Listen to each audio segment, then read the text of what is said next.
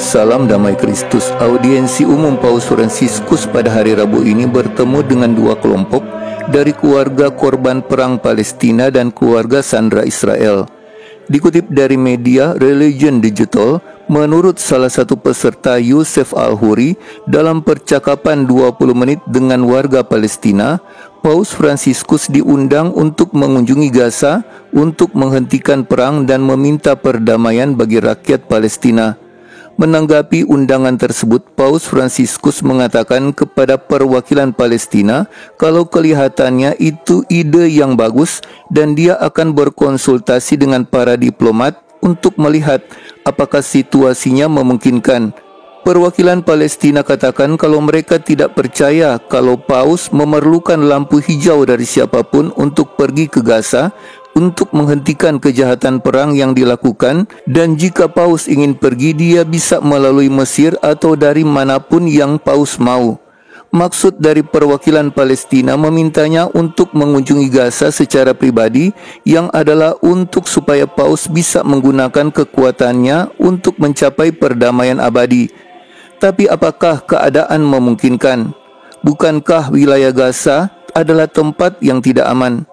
Dikutip dari media Italia SIR, Gaza bukanlah tempat yang aman, dan menurut mereka di Gaza tidak ada yang mengatakan apapun, tidak ada yang membicarakan tentang ketidakadilan. Sedangkan kenyataannya orang yang tidak bersalah akan mati, dan semuanya hilang di Gaza, baik makanan, air, dan obat-obatan. Di toko-toko yang tetap buka, barang-barang langka. Faktanya beberapa barang kini hanya dapat ditemukan di pasar gelap dan dengan harga 3 kali lipat. Jadi biaya hidup jadi lebih besar. Setiap hari orang-orang di Gaza meninggal karena ketakutan dan senjata. Sementara itu praktis tidak ada yang meninggalkan tempat pengungsian karena sangat berbahaya. Sedangkan untuk pekerja sosial mereka tidak bisa berbuat banyak. Menurut George Anton, Direktur Karitas Yerusalem yang berada di Gereja Keluarga Kudus, dia hanya keluar untuk kebutuhan mendesak, seperti kunjungan medis khusus atau untuk mencari makanan, obat-obatan, air yang benar-benar dibutuhkan.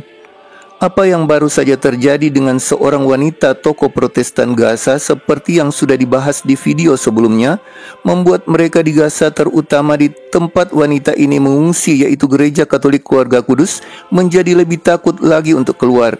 Yaitu cerita tentang seorang wanita Protestan lanjut usia, Ilham Farah, dibunuh tak lama setelah meninggalkan Gereja Katolik Paroki Keluarga Kudus. Dia berusia 84 tahun dan seorang pensiunan guru musik.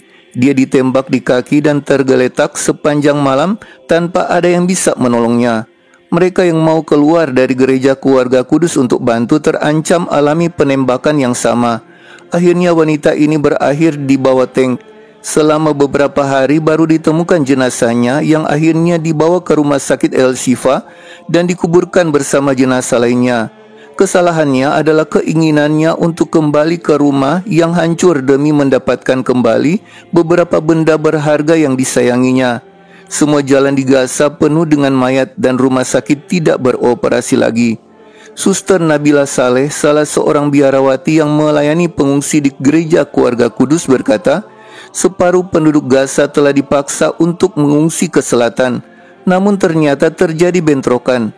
Beberapa hari yang lalu tentara Israel membagikan selebaran di beberapa desa di daerah Khan Younis, di mana ribuan orang Gaza melarikan diri dari utara ke tempat ini.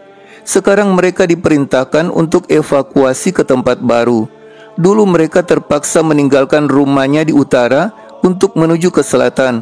Sekarang mereka harus meninggalkan selatan untuk pergi ke mana? Mereka menjadi bingung. Di tempat pengungsian Kristen Gereja Katolik Keluarga Kudus ada seorang anak kecil bernama Eli.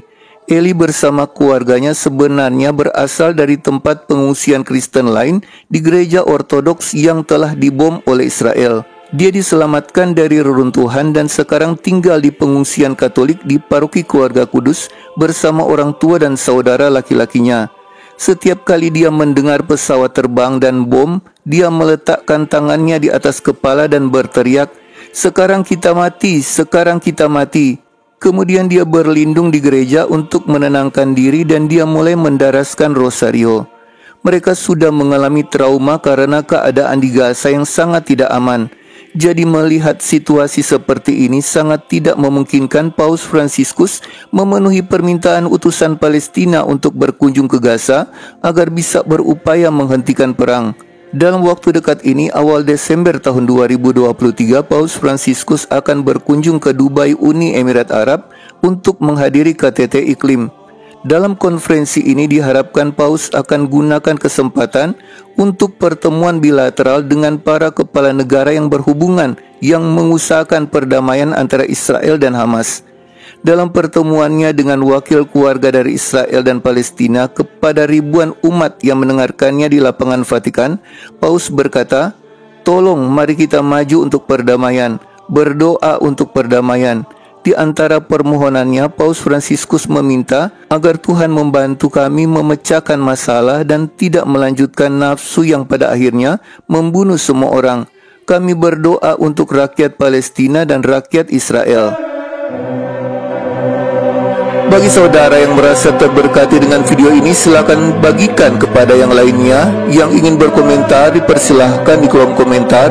Yang belum subscribe channel ini, di subscribe ya. Yang ingin memperoleh pemberitahuan video terbaru kami, hidupkan lonceng. Yang belum menonton video kami yang lainnya, bisa dicari bagian playlist atau di bagian video dari channel ini. Terima kasih, Tuhan Yesus memberkati.